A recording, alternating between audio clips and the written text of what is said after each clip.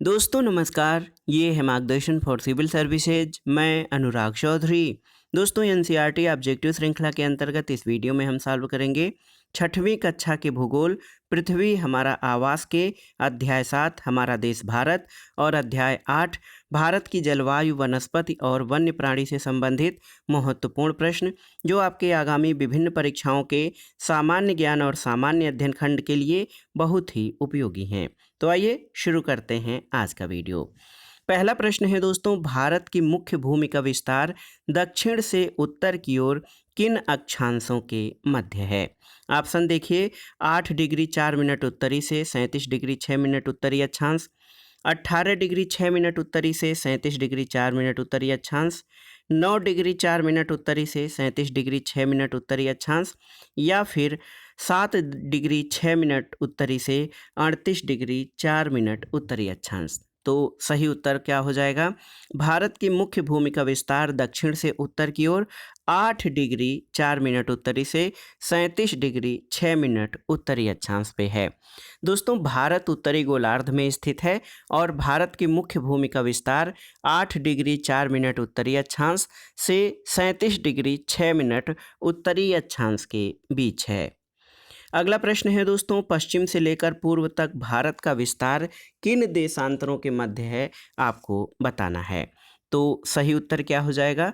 दोस्तों पश्चिम से लेकर पूर्व तक भारत का विस्तार 68 डिग्री 7 मिनट पूर्वी देशांतर से 97 डिग्री 25 मिनट पूर्वी देशांतर के मध्य है। याद कर लीजिए दोस्तों, पश्चिम से लेकर पूर्व तक भारत का विस्तार जो है देशांतरी विस्तार, ये 68 डिग्री 60 मिनट पूर्वी देशांतर से 97 डिग्री 25 मिनट पूर्वी देशांतर के मध्य है। अगला प्रश्न है दोस्तों, देखिए कर्क रेखा जो 23.5 डिग्री उत्तरी अक्षांश रेखा है, आपको बताना है कि किन राज्यों से होकर गुजरती है। कर्क रेखा भारत के किन राज्यों से होकर गुजरती है? ऑप्शन देखिए, गुजरात, राजस्थान, त्रिपुरा और मिजोरम। तो यहाँ पर आप देख सकते हैं इन सभी राज्यों से होकर कर्क रेखा गुजरती है। ऑप्शन डी सही उत्तर हो जाएगा। ऑप्शन डी आपका सही उत्तर हो जाएगा। गुजरात, राजस्थान, त्रिपुरा और मिजोरम इन सभी राज्यों से होकर गुजरती है। और आप याद कर लीजिए कि कर्क रेखा भारत के 8 राज्यों से होकर गुजरती है। पश्चिम से अगर जो हम गणना करें तो सबसे पहले गुजरात, राजस्थान, मध्य प्रदेश, छत्तीसगढ़, झारखंड, पश्चिम बंगाल, त्रिपुरा और मिजोरम, ये 8 राज्य हैं हमारे जिनसे होकर कर्क रेखा यानी 23.5 डिग्री उत्तरी अक्षांश रेखा गुजरती है। अगला प्रश्न है दोस्तों, भारत की स्थलीय सीमा कितने देशों के साथ जुड़ी हुई है? तो यहाँ पर बताना है आपको 6, 5, 8 या 7। तो सही उत्तर है 7। भारत की स्थलीय सीमा 7 देशों के साथ जुड़ी हुई है। ये हैं, पहला चीन, दूसरा नेपाल, तीसरा भूटान, चौथा म्यांमार, पांचवा पाकिस्तान, छठा बांग्लादेश और सातवां अफगानिस्तान।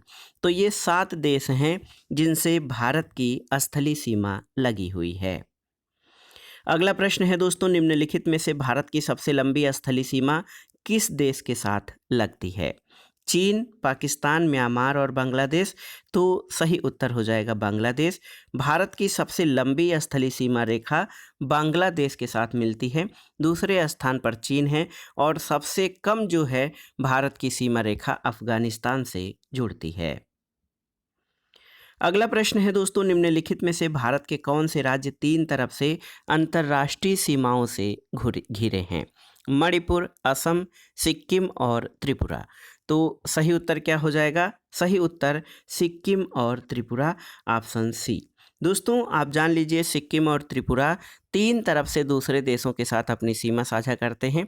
सिक्किम जो है नेपाल, भूटान और चीन से, और त्रिपुरा बांग्लादेश से 3 तरफ से घिरा है। तो याद रखिएगा, सिक्किम और त्रिपुरा ये 3 तरफ से जो है अपनी सीमाएं अंतर्राष्ट्रीय सीमाओं से घिरे हुए हैं।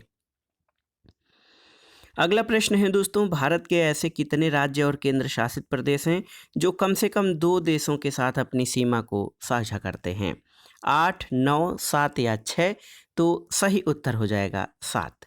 दोस्तों आप जान लीजिए, बहुत ही महत्वपूर्ण प्रश्न है ये। भारत में जो उत्तर लद्दाख जो है केंद्र शासित प्रदेश पाकिस्तान, चीन और अफगानिस्तान से, उत्तराखंड नेपाल और चीन से, सिक्किम जो है नेपाल, भूटान और चीन से, अरुणाचल प्रदेश चीन, भूटान और म्यांमार से, असम, भूटान और बांग्लादेश से, पश्चिम बंगाल बांग्लादेश, भूटान और नेपाल से, और मिजोरम बांग्लादेश और म्यांमार से अपनी सीमा साझा करता है। तो याद रखिएगा, भारत के ऐसे 7 राज्य और केंद्र शासित प्रदेश हैं जो कम से कम 2 देशों के साथ अपनी अंतर्राष्ट्रीय सीमा साझा करते हैं। अगला प्रश्न है दोस्तों, महत्वपूर्ण प्रश्न है, विंध्य और सतपुड़ा पर्वत श्रेणी के मध्य कौन सी नदी बहती है? आपको बताना है। तापी, नर्मदा, चंबल या सोन? तो सही उत्तर है नर्मदा। नर्मदा नदी के उत्तर में विंध्य पर्वत श्रेणी है और दक्षिण में सतपुड़ा पर्वत श्रेणी है। यानी नर्मदा नदी विंध्य और सतपुड़ा पर्वत श्रेणी के मध्य बहती है। अगला प्रश्न है दोस्तों, पहले प्रश्न देखते हैं। 3 कथन दिए गए हैं, इनमें आपको बताना है कि कौन सा सही है। तापी नदी के संदर्भ में निम्नलिखित में से कौन सा एक कथन सही है? तापी नदी सतपुड़ा पर्वत श्रेणी के दक्षिण में बहती है, बिल्कुल सही है। और दूसरा है, तापी नदी भारतीय प्रायद्वीप की एकमात्र नदी है जो पूर्व से पश्चिम की ओर बहती है, ये सही नहीं है। तापी नदी के उत्तर में अजंता और सतमाला पर्वत स्थित हैं, ये भी आपका सही नहीं है। तो केवल एक जो कथन एक है वो सही है, ऑप्शन ए सही उत्तर हो जाएगा। दोस्तों आप जान लीजिए, तापी नदी के अलावा नर्मदा भी पूर्व से पश्चिम दिशा में बहती हुई खंभात में खाड़ी में गिरती है, और अजंता और सतमाला पर्वत तापी नदी के उत्तर में नहीं बल्कि दक्षिण में अवस्थित हैं। अगला प्रश्न है, हिमालय पर्वत को 3 मुख्य समानांतर श्रृंखलाओं में बांटा जाता है, उत्तर से दक्षिण की ओर इनका सही क्रम क्या है? तो सही क्रम क्या हो जाएगा, आप जान लीजिए। सबसे जो है दोस्तों, उत्तर में बृहद हिमालय है, उसके बाद मध्य हिमालय, फिर शिवालिक हिमालय। दोस्तों उत्तर में बर्फ से ढका हिमालय हमारे देश के लिए संतरी यानी प्रहरी का कार्य करता है। हिमालय का अर्थ होता है बर्फ का घर। हिमालय पर्वत को 3 मुख्य समानांतर श्रृंखलाओं में बांटा जाता है। सबसे उत्तर में स्थित श्रृंखला को बृहद हिमालय या हिमाद्री कहते हैं। मध्य हिमालय या हिमाचल हिमाद्री के दक्षिण में है, और शिवालिक सबसे दक्षिण में स्थित जो है श्रृंखला है। तो याद रखिएगा, बृहद हिमालय, मध्य हिमालय और शिवालिक हिमालय हिमालय का उत्तर से दक्षिण की ओर श्रृंखलाओं का क्रम है। अगला प्रश्न है दोस्तों, नीचे दिए गए नदियों के नाम को ध्यान से देखिए। महानदी, गोदावरी, कृष्णा और कावेरी, इसमें से बताना है कि कौन सी नदियां डेल्टा बनाती हैं। तो सही उत्तर क्या हो जाएगा, ये सभी नदियां, महानदी, गोदावरी, कृष्णा और कावेरी, ये सभी नदियां पूर्व की ओर बहने वाली नदियां हैं और बंगाल की खाड़ी में गिरती हैं।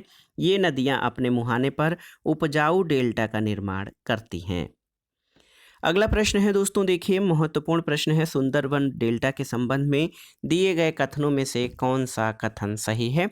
देखिए, ये विश्व का सबसे बड़ा डेल्टा है, बिल्कुल सही है, और इस डेल्टा की आकृति त्रिभुजाकार है। तो सुंदरवन डेल्टा दुनिया का सबसे बड़ा डेल्टा है और इसकी आकृति त्रिभुजाकार है।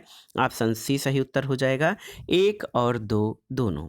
दोस्तों आप जान लीजिए, गंगा ब्रह्मपुत्र नदियां विश्व के सबसे बड़े डेल्टा का निर्माण करती हैं, जिसे सुंदरवन डेल्टा कहते हैं। इस डेल्टा की आकृति त्रिभुजाकार है। डेल्टा स्थल का वह भाग होता है जो नदी के मुहाने पर बनता है, जहां से नदियां समुद्र में प्रवेश करती हैं। उस जगह को नदी का मुहाना या डेल्टा कहते हैं। अगला प्रश्न है दोस्तों, भारत का कौन सा द्वीप प्रवाल द्वीप है? देखिए, लक्षद्वीप, अंडमान निकोबार या पंबन? तो सही उत्तर है लक्षद्वीप।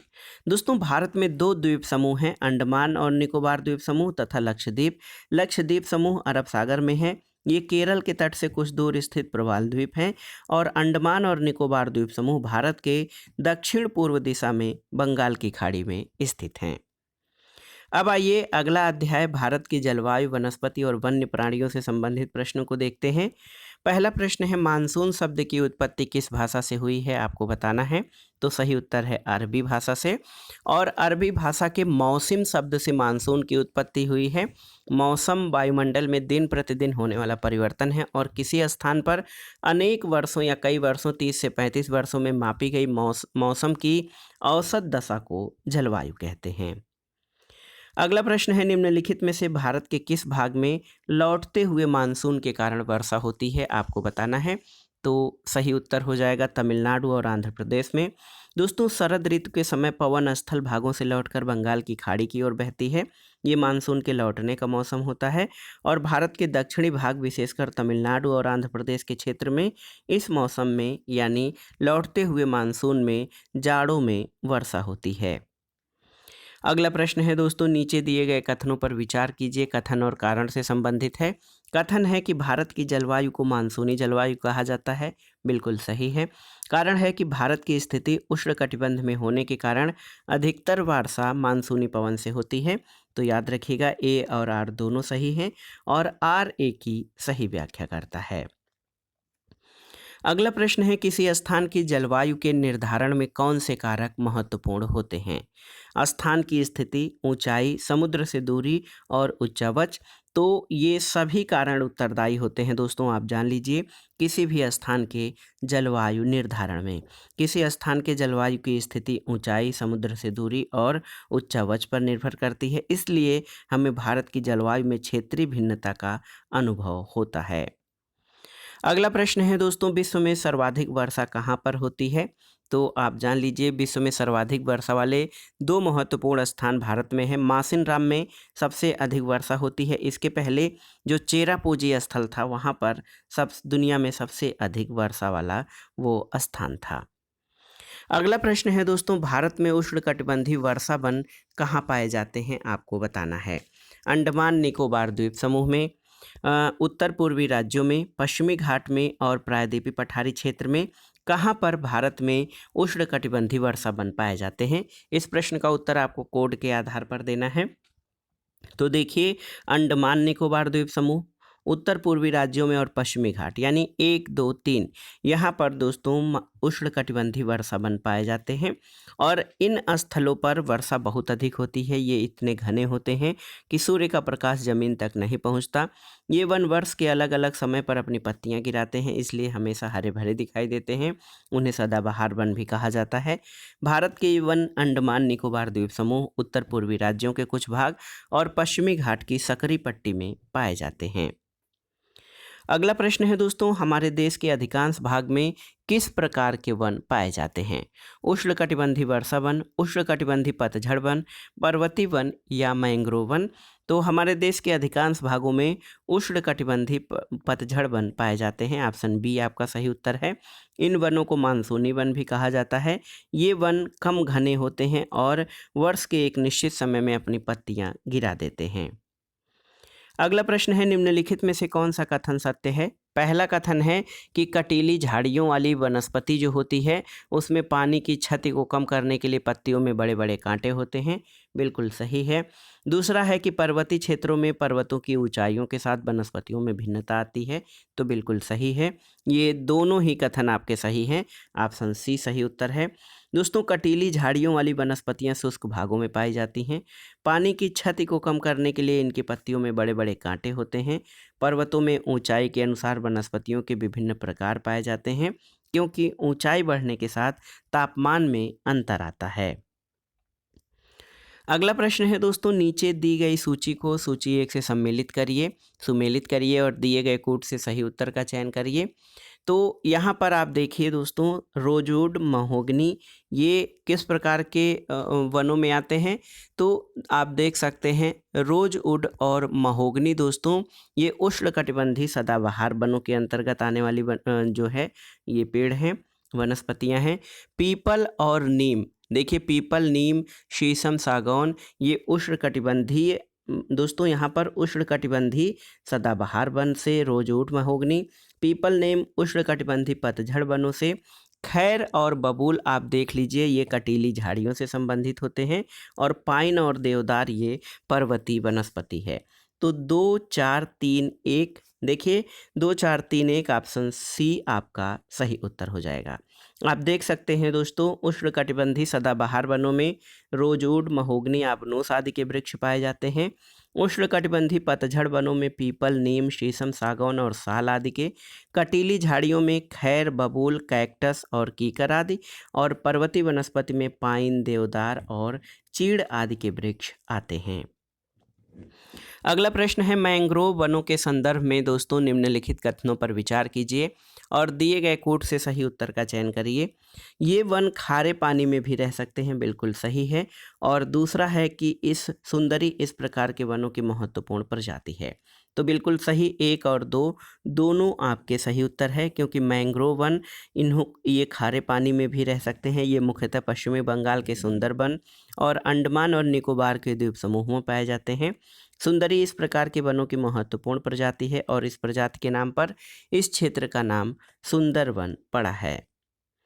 अगला प्रश्न है दोस्तों, वन्य जीव सप्ताह कब मनाया जाता है? अक्टूबर के पहले सप्ताह में, सितंबर के पहले सप्ताह में, मार्च के आखिरी सप्ताह में या नवंबर के आखिरी सप्ताह में? तो सही उत्तर है वन्य जीव सप्ताह अक्टूबर के पहले सप्ताह में मनाया जाता है। प्रतिवर्ष अक्टूबर के पहले सप्ताह 1 से 7 अक्टूबर को वन्य जीव सप्ताह के रूप में मनाया जाता है, ताकि वन्य जीवों के निवास को सुरक्षित रखने के लिए जागरूकता लाई जा सके। अगला प्रश्न और आज के वीडियो का ये देखिए महत्वपूर्ण प्रश्न है, निम्नलिखित में से भारत में जंगली बकरी कहाँ पर पाई जाती है? तो हिमालयी क्षेत्र में। जंगली बकरी हिम तेंदुआ आदि हिमालयी क्षेत्र में पाए जाते हैं। अगला प्रश्न है, भारत में जंगली गधे का प्राकृतिक निवास स्थल कहाँ पर है? गिर वन, सुंदरवन, कच्छ के रण या पश्चिमी राजस्थान के मरुस्थलीय क्षेत्र में? तो सही उत्तर ऑप्शन सी कच्छ के रण में। भारत में जंगली गधे कच्छ के रण में पाए जाते हैं। तो दोस्तों ये था आज का वीडियो।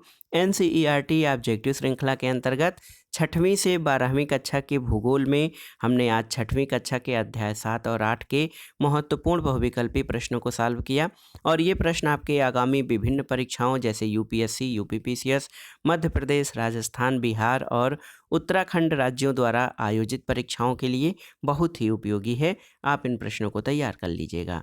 वीडियो आपको कैसा लगा हमें कमेंट बॉक्स में ज़रूर बताइएगा। वीडियो को लाइक करें, शेयर करें और इस चैनल मार्गदर्शन फॉर सिविल सर्विसेज को सब्सक्राइब करें। वीडियो देखने के लिए धन्यवाद दोस्तों। नमस्कार।